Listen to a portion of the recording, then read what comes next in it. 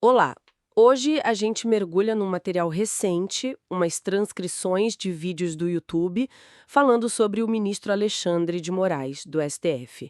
Basicamente, o foco em sanções da Lei Magnitsky, que teriam sido aplicadas pelos Estados Unidos, e também num episódio, num jogo de futebol, logo depois disso.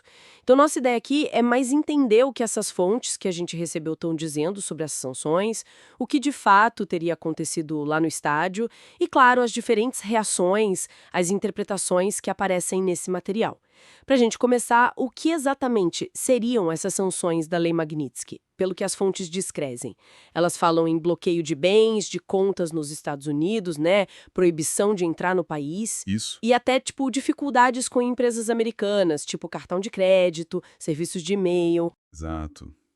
O material indica que o alvo dessa lei são estrangeiros, né? Acusados de corrupção ou violações graves de direitos humanos. E o interessante, assim, pelo que as fontes trazem, é o peso que elas dão para essa sanção. Algumas chegam a chamar de morte financeira. Tem até comparações com juízes da Venezuela que já foram sancionados antes, sabe? Uhum. E aí entra aquele debate, né? Soberania nacional versus aplicar leis de fora. Algumas vozes lá defendem a soberania, claro. Outras meio que minimizam isso, chamando de discurso de ditador, uma coisa assim. Entendi. Uma das fontes é bem enfática, diz que com a sanção o nome do ministro iria para uma lista junto com terroristas, assassinos, isso refletindo o escopo da lei, né? Nossa, pesada. E essa notícia das sanções veio um pouco antes daquele episódio no estádio, é isso? Isso, logo em seguida. O material que a gente viu descreve o ministro Moraes indo ao jogo do Corinthians, que é o time dele, e tem umas interpretações ali nas fontes, né, sugerindo que ele talvez quisesse ser visto, talvez esperando uma reação positiva. Uma fonte até teoriza que ele viveria numa espécie de bolha de apoiadores, talvez por isso. Certo. Mas, olha, o que os relatos apontam mesmo é o contrário. Ele teria sido recebido com vaias, né? Uma parte da torcida vaiando. Vaias. E a reação dele? Então, a reação que as fontes atribuem a ele foi um gesto obsceno, mostrar o dedo médio. Sério? E isso gerou o que nos vídeos?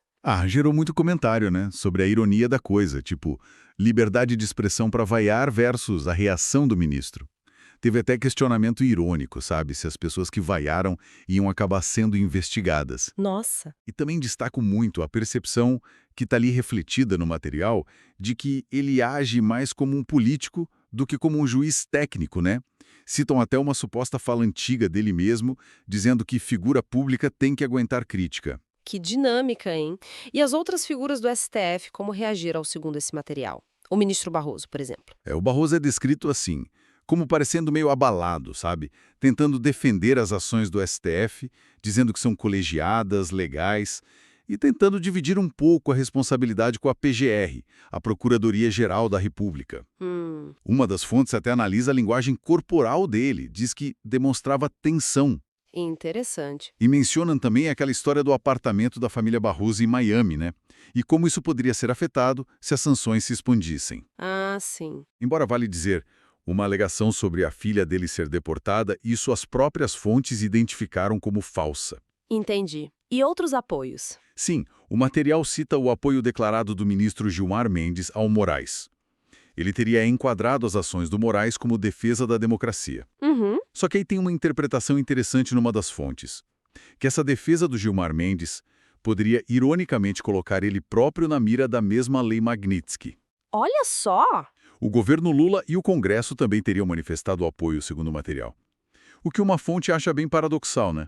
Considerando os conflitos que já rolaram entre Congresso e o ministro.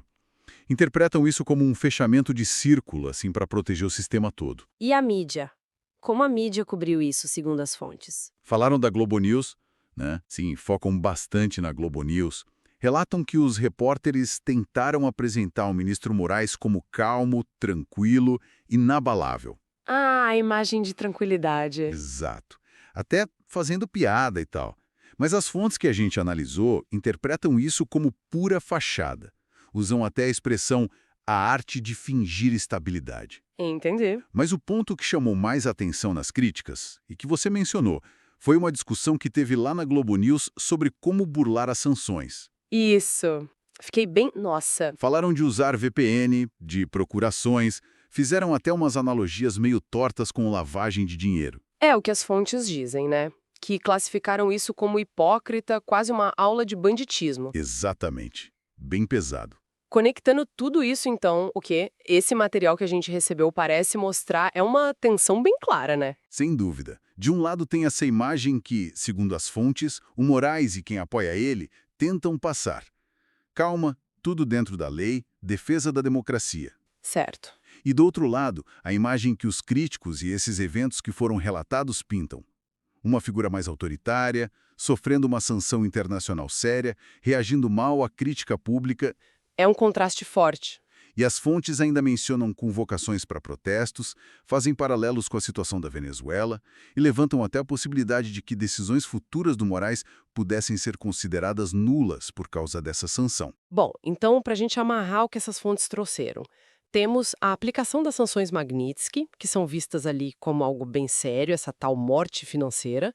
Temos o incidente no estádio, com as vaias e o gesto que foi relatado, e uma variedade enorme de reações, né? Desde o apoio institucional, vindo de outros ministros do governo, até críticas muito duras e análises sobre essa coisa da imagem pública versus a percepção dos fatos. Exato. E isso tudo, baseado estritamente no que o material apresenta, deixa a gente com uma reflexão, né? Como será que esse contraste que as fontes descrevem tão bem entre, de um lado, as tentativas de projetar força e normalidade, como ir ao estádio, e do outro, essas reações públicas espontâneas que foram relatadas, como isso pode impactar a dinâmica futura, a relação entre essas figuras de alto poder e a opinião pública aqui no Brasil, sabe? Considerando todas essas tensões e interpretações que a gente viu nesse material. Fica aí a questão para a gente pensar.